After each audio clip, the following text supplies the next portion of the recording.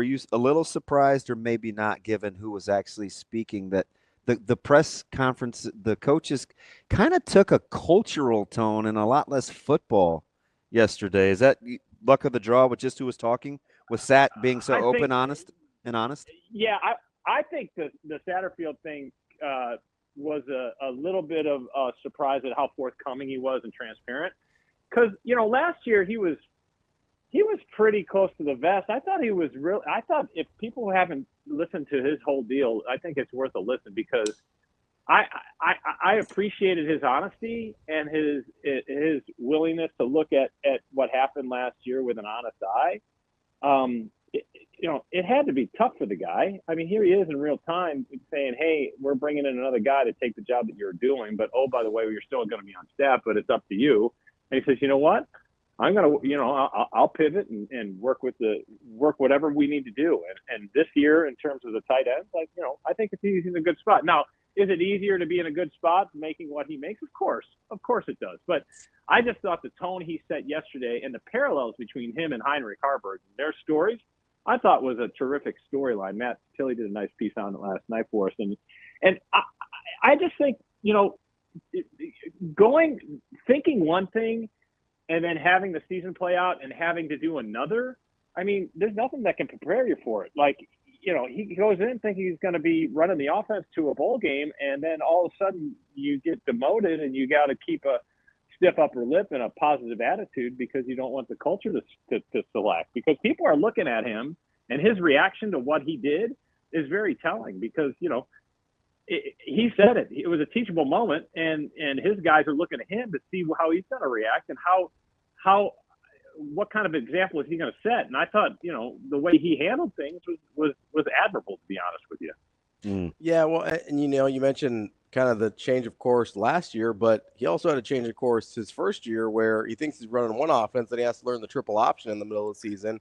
Like he's and Haarberg kind of, so the Haarberg's delivery let you know how serious what they were doing was. He said every day, every week, it was like a war to come up with some. I'm like, I completely believe that.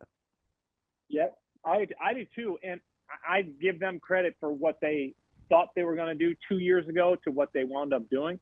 Because I had to go back and fish for old Haarberg video as quarterback when he was breaking off those long runs. And man, yeah, that kid has athleticism that just oozes. And can he make that translate to the tight end spot and bring the physicality that's needed for that position? I think that's one of the great storylines. I do think he does have that ability. And I think in the long run, it's a win-win. This is one of those few situations where you look at it, and I think in the end, I think we're going to look back and go, wow, what a great decision. Kind of like the Cam Jurgens thing when he moved to center. Maybe I'm overstepping that right now because it's early and it's easy to say that because Heinrich hasn't played more than a full game there. But he's got all the tools, I'll say that, DB, that he's got all the tools to really make a jump and be a force at that position. I just think with all the talk the last handful of months about we weren't good enough. There is no curse. We need to be better. Just play football. Cut out the background noise. Let's just get better. What was last week? He said something. Oh, it was, hey, when I started with the Giants, I didn't say anything. I earned the right. Like, and then you hear Sat yesterday. I just think we'll look back at a team that I do think has better players on paper than a year ago, and you may call talented, could be pretty good. I actually think the continuing to develop the frame of how to go to work every day is still the most important thing. And we may look back at this as kind of it makes sense now. We got to cheer and support one another.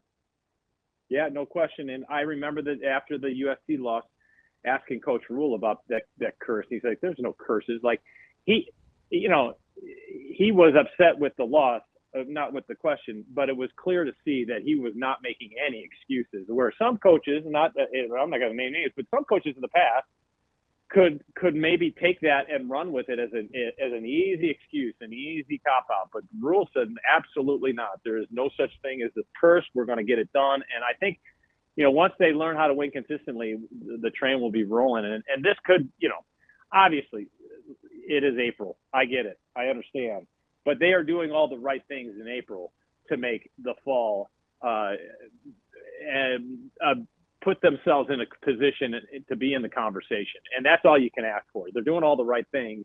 And I think you're right. I think this what they're doing now will pay dividends in the future, because I think that culture shift, it's not a flip the switch thing, as you guys know. It is a gradual thing.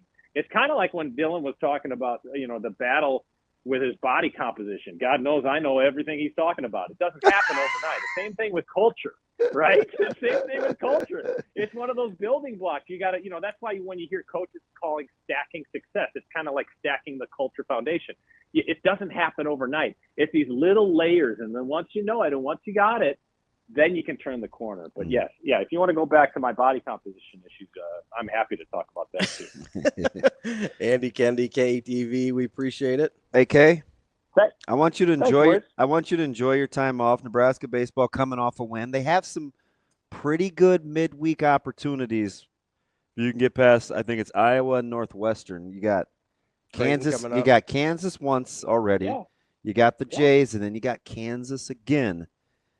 Don't put those guys on life support just yet, AK. Yeah, and Kansas State at the end of the month. This team has the ability. Can they do it consistently?